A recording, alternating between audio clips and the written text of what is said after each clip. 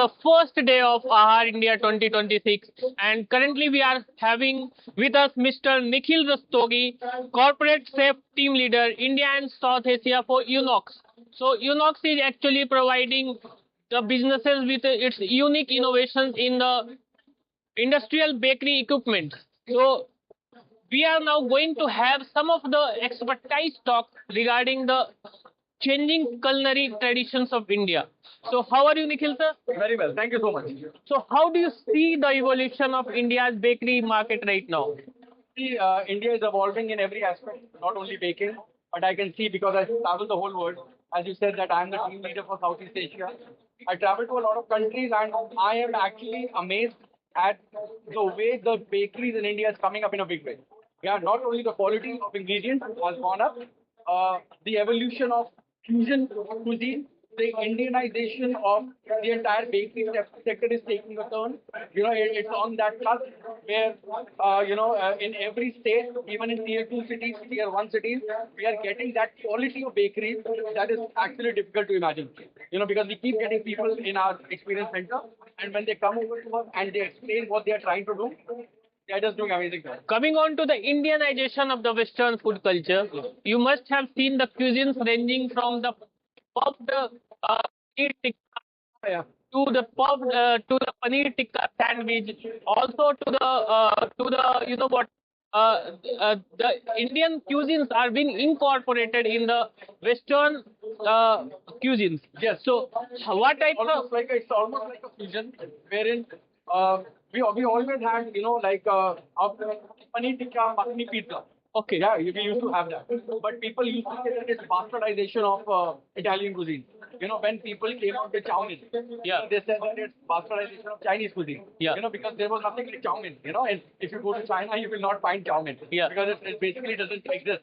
But it's something that Indians have adapted to, and they have done it in their own way. It's Same a- in baking. Indo-Chinese cuisine. Indo-Chinese cuisine, right? Same in baking. We see a lot of Indianization in terms of us, like you said. There are a lot of quiches that are done. So they are French quiches, but now they are being made with Indian ingredients because the palate is always Indian, right? For us Indians, we like having that spice.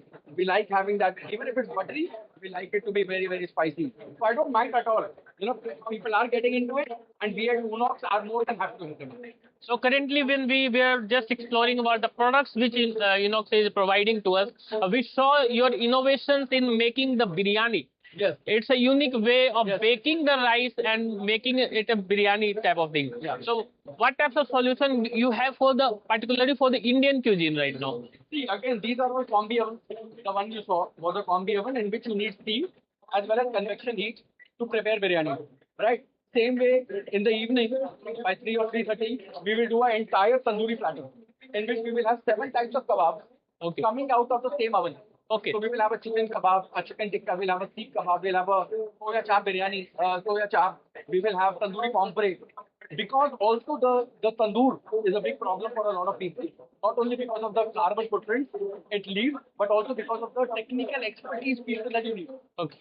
For a tandoor, you need a tandoori. Yeah. If you don't have a tandoori, then what will you do with a tandoor? Yeah. But with our ovens, once you make the program, anyone like me and you who do not even know anything about Indian cuisine can actually do the same thing. Okay. Now we are doing biryani. We'll be doing all 5 days of AAHAR. Every day, a different person will be cooking it. But the same mutton, the same rice, the same amount of water, the same amount of chicken, the output will be exactly the same. Okay. So that is why we have to come out of the traditional closet, because traditionally, again, you need a lot of expert manpower. So you must be doing a large number of R&D in your experience centers. Yes. So every year we have to do that, because in AAHAR we bring something different every year. Not only every year at AAHAR, but with every customer. Okay. Every customer who comes to us, they have been doing it in a certain way, but they want to now transfer to technology. So we have to do R&D for them. How their biryani can come out in our oven, because their rice might be very different. When you go to South, they have a different rice. Yeah. And every rice has a different rice to water ratio. Now to adapt to the rice to water ratio, we need to do a lot of R&D. So that is what we do. So coming on to the product segment which you have, Yeah. currently India is starving of the protein. Everywhere when you see there is a protein deficient food, there is protein rich food. So paneer actually paneer or the cottage cheese, you can say, in the West. That's been come out. That has come out as a main source of protein for the veg Indians. Yes, sir. So, what type of solution do you have to make product out of these products? See, paneer always has been a staple for vegetarians who are Indians. You know, either they go for a potato or they'll go for a paneer. But as you said, that we are deficient in protein, we are deficient in vitamin D also, you know, and vitamin C also. We do not keep ourselves hydrated also. But now, with our technology, what we try to do is we do not dry out the protein. Right? The point is to cook things with the natural nutrient value. Flavor and aroma. The nutrients should not get lost. Yeah. And with this oven, because of the triple insulated glass door, Okay. you know, the heat stays inside and the nutrient value also stays inside. So it's not lost in the air. So if I cook paneer tikka here and I cook a paneer tikka in a tandoor or a sigdi, you will find that this will be much more juicier, much more healthier, and much more wholesome than something which is cooked on an open flame. Okay. So these innovations you have done to keep the ingredient intact with the product which you have. Because saving of ingredients and respect of ingredients is very important. Right? If we don't respect the nutritive value of the ingredient, then we are not going to get much out of it. Right? So that is what we try to do R&D on. We have a program in which we can introduce humidity also. So even if I'm cooking, I can still have the humidity go inside the oven Okay. to the food. Okay. To keep it moist. I do not get dried out. To take it more juicy. Juicy at the end of it. Okay. Yeah. So coming on to the next one, you have actually India's food processing domain is growing with a massive CAGR, but at the same time there is an adulteration in the food. The use of palm oil or the mineral oil in the food is growing in India.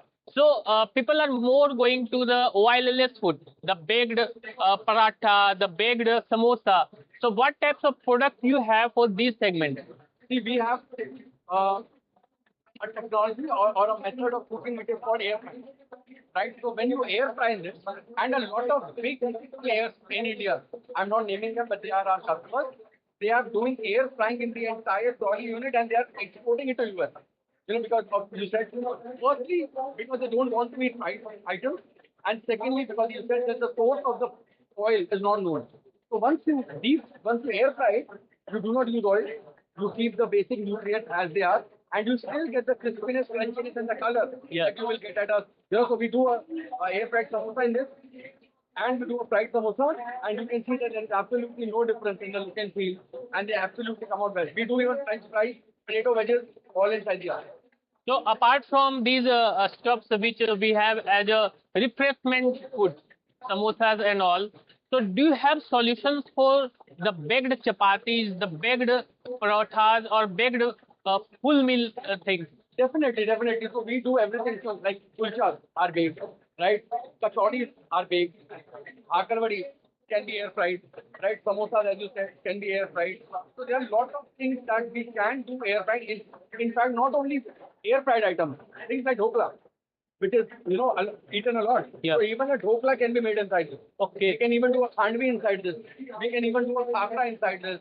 Teflas, all those snacks that we are accustomed to eating, which are crispy, crunchy, masaledar, we can actually cook in. So you are catering the Indian cuisines from Kashmir to Kanyakumari and from Gujarat to Assam. Everything you are covering here, from Bakarwadi to the stuffed kulchas and the paneer made things from the Punjabi cuisines. We say that we are the one-stop solution, not only for the technology, but for the R&D as well.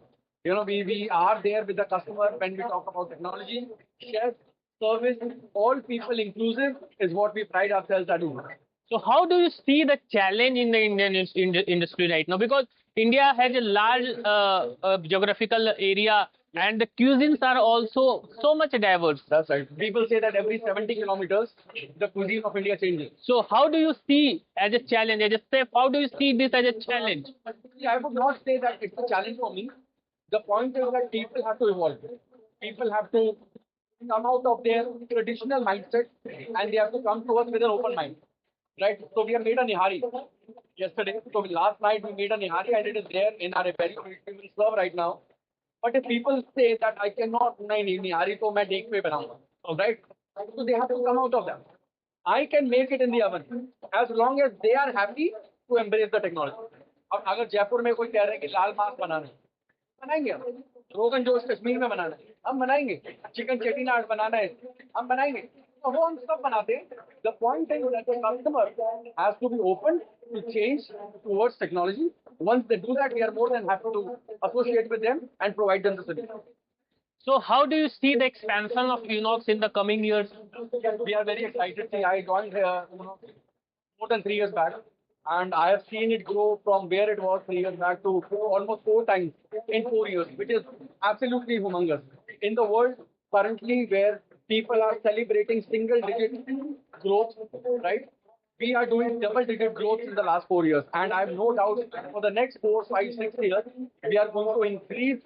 Like, we will be the market leaders in India in the next 3 years. And also, I'm coming to the ready-to-eat segment. Ready-to-eat segment is also expanding with a massive CAGR in India. Yes. It's only because the urbanization and the corporate culture which we have, people have less time to cook. Both the men and the women both are engaged in the offices. So, how do you see you catering the ready-to-eat segment right now? Good question. So we have a lot of ovens which are installed at supermarkets, because supermarkets are the chains where people get these ready-to-eat products. So they are now going for ovens. So you go to a lot of supermarkets, you will find our ovens there where they are baking a lot of things, and they are also creating a lot of meal boxes, like dehydrated or retort. So they are using these ovens to do that as well. We also have feed ovens. On the other side of the hall, you can see that we have feed ovens in which you can regenerate food within seconds. Which we launched last time at AAHAR. We launched last year, so we can regenerate food in seconds. Okay. Right. So in case you go to a QSR, obviously you said you don't have time. Now, when time is not there, what we need is speed. So when we need speed, we have the oven for that also. So we have basically blocked from every facet that we have the technology to to help out the customer, help out the thinking of the customer in every possible way. Oh, thank you, Nikhil sir. Thank you for this candid interview.